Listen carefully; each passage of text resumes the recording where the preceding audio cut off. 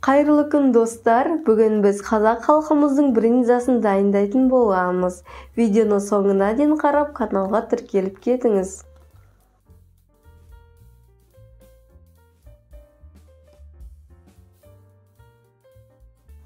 Ең алдымен сүтті пісіріп аламыз. Менде 3 литр сүт, міндетті түрде үйдің сүті болуы керек. Брынза тығыз әрі майлы болу үшін 150 грамм қаймақ қосып араластырамыз.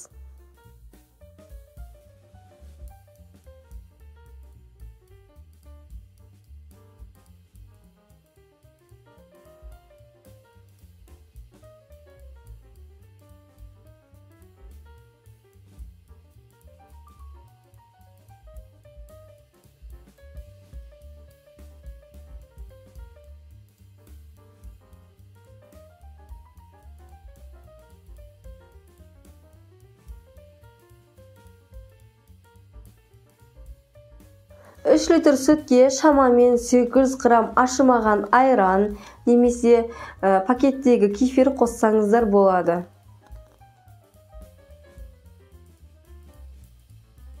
Ірігенше араластырып тұрамыз. Егер сүт көп уақытта ірімей тұрса, айраны аз деген сөз. Біраз уақыт өткен соң сары суы осылай бөлініп шығады.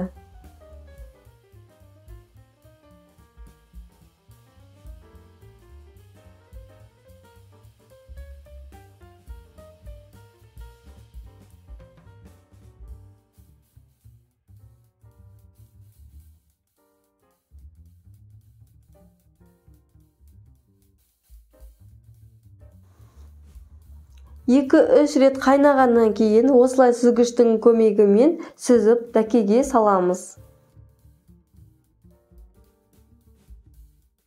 Дәкенің жан-жағын жинап байлаймыз. Үстін ауыр затпен бастырып 3 сағатқа қалдырамыз.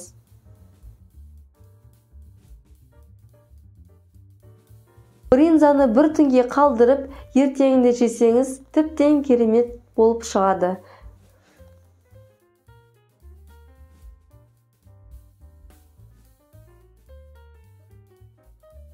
Біздің брынзамыз дайын болды. Сіздермен болған Ардақ.